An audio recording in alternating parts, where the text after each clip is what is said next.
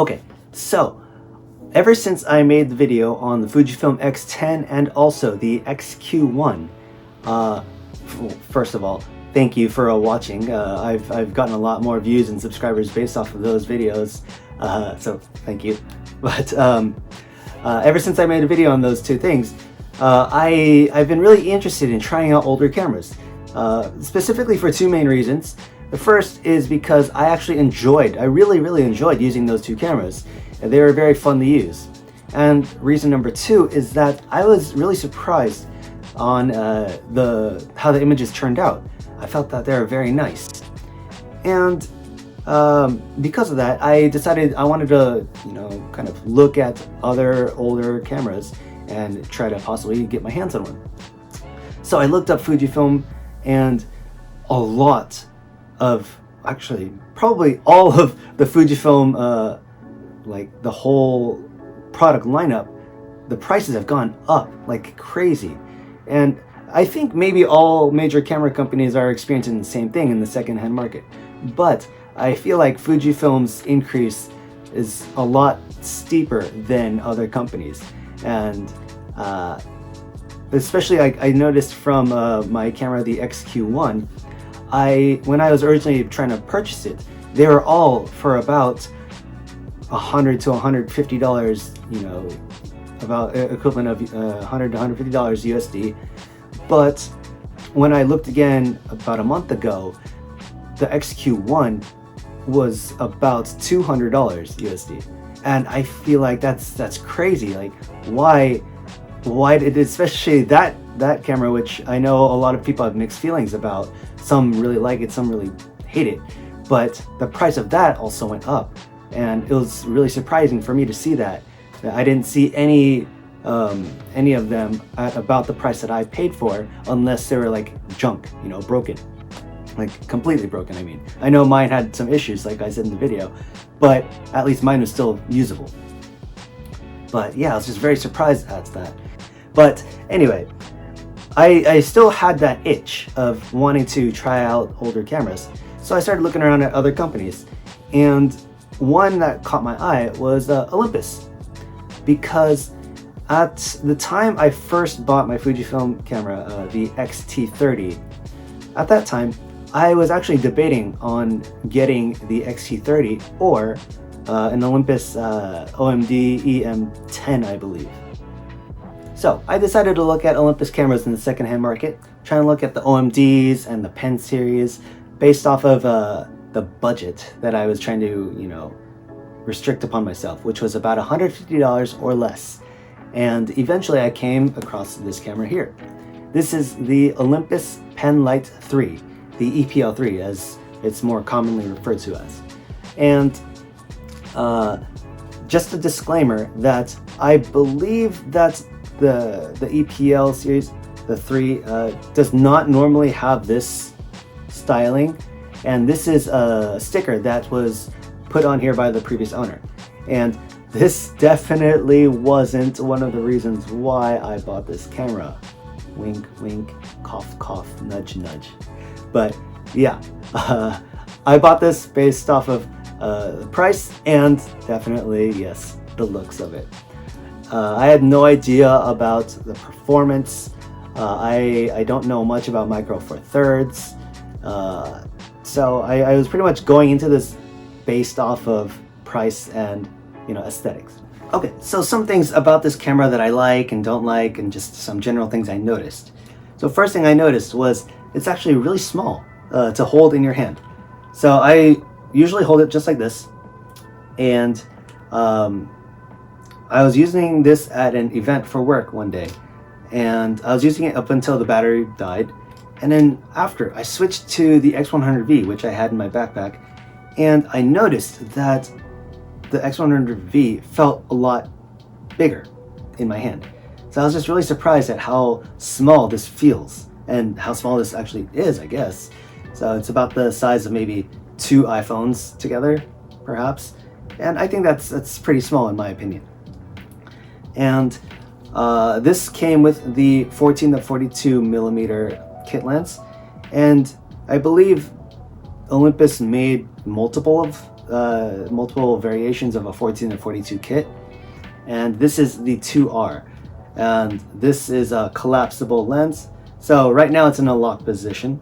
So right now, if you turn it on, it's gonna say lens is locked, please extend, or something like that.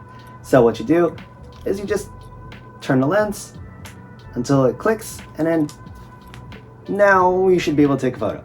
And hello, it's me.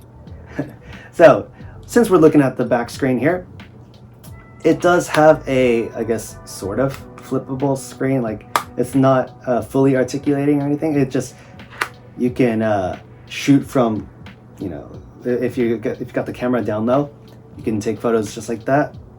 And it also tilts, what is this, 45 degrees downwards. So you can, you know, take photos from up here. And that's about it. You cannot flip it 180 degrees. You can't do vlogs or selfies with it. I don't know if that's a deal breaker for some of you who are looking into this camera. But yeah, just letting you know that's what the screen is like. And the one thing I really didn't like, actually, so now that I'm thinking about it, one thing that I really did not like about this camera, I don't know if the previous owner had reset it, and this is the default setting for this camera, or if the previous owner just had the setting on by choice. But hold on, let me find it.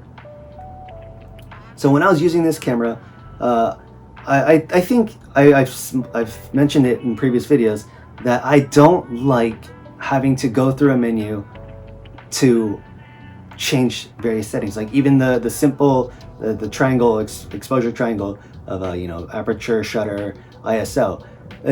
Even if I'm in priority of one of those things, like you know, shutter or aperture priority, I feel like it should be simple to change your aperture or change your shutter, whatever your priority is. But for this camera, let me show you here.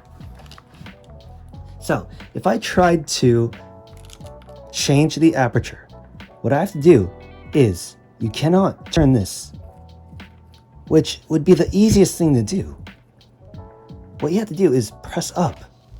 And then you would think, okay, press up and then turn the wheel. No, this is your exposure comp. What you got to do is you have to actually press up to change, or down to change. That is like the worst design I've ever, you know, experienced. So that is just, it really made me so upset trying to use this, because I was like, why do I gotta go through more steps to just adjust the one thing that you know I'm trying to do? Aperture priority, I'm just trying to adjust it, just one little turn of the dial. That's all you gotta do. But then I noticed after, much after, or much later I should say, that if I go to the menu, there is in the dial settings, there's something called like the wheel lock. And then if you turn it off, now if you turn the wheel, it changes your aperture. And then if you want to adjust your exposure compensation, you do have to press the up on the D-pad to adjust that. But now it is so much easier, and then this is just much more comfortable for me to use now that all I have to do is just turn the wheel instead of having to press up and then up, down, whatever I want to set it to. And I don't know, it took me maybe after two outings with this camera to realize that. And I might be a little slow, but I'm thankful that I found that, because I was really not enjoying that at all. Like, that was the one thing I really hated about this camera, that little setting. But I'm glad that I was able to fix it, and now I'm okay. So another thing I want to actually talk about is not about the camera itself, but the lens that it came with. So this is the kit lens. Like I said, there are various versions, but this one in particular has this black part at the end, and this is to add adapters such as this here. This is a wide angle adapter. So first of all, one problem with this adapter is that if you look here, the size, it just makes it so much bigger, but it does, you know, make the focal length a little bit, you know, a little bit wider. So instead of a 14 to 42, maybe it's a 12 to 40, maybe. I don't know the exact specs, but for those of you who do want wider, it does help. Instead of having to buy a whole new lens, it's cheaper. This I got for maybe equivalent of $30. And then I also ended up getting this here. This is the macro, what's it called? Macro converter. But I haven't tried the macro yet. I'm going to eventually, maybe if there are nice flowers or something, but not yet. It'll be soon. But yeah, it does make the lens, the setup, a lot bigger and slightly heavier too. But some people, you know, don't mind that. I'm one of the people who don't really mind this, because it's still, you know, small enough to put in my backpack. And yeah, so I've been trying to use this setup recently, and it's just nice to be able to have this, I guess, kind of freedom of changing the way your camera is and the focal lengths and all that stuff without having to buy a whole new lens. And I feel like that's really nice. It's much cheaper too. So yeah, it's a much cheaper option. Instead of paying $200 for a lens, you can buy an adapter for like, I don't know, 20 bucks, 30 bucks. I don't remember actually. I don't remember how much I bought this for. But yeah, anyway, just know that there are options for if you got this kind of lens. And I think there are other Olympus lenses that have this ability, but I don't know which ones. But yeah, that's one thing I like. So one thing that I thought was actually interesting about this camera. So I haven't had a chance to really fully edit yet. So a lot of the photos I've been posting and just sharing with people have been straight out of camera. But one thing that I like about this are the different art modes. And one in particular is the grainy film. And it's a black and white film, not a film simulation, I guess, but like a, I mean, sort of the equivalent of film simulation, I guess. I'm at a loss for words here. But yeah, it's a art filter for black and white, and it's got a good amount of grain, and it just looks really nice. I feel like you don't really have to edit to black and white, and you could just keep it as is, and it's really nice looking. So yeah, that's pretty much all I really wanted to say about this camera. I've yet to really dig deep into it, but I do know that I do enjoy using this camera, especially now that I learned about the whole dial thing. And in fact, I liked it so much that I ended up buying another lens for it. And I bought this here. This is the Sigma 30mm prime, and I've been using this also along with it. Yeah, this is what it looks like with the Sigma lens, Sigma 30mm, and yeah, it looks really nice. So yeah, I feel like if this was just like a camera that I wouldn't use very often, I wouldn't have bought a second lens for it. But yeah, it's something I surprisingly enjoy.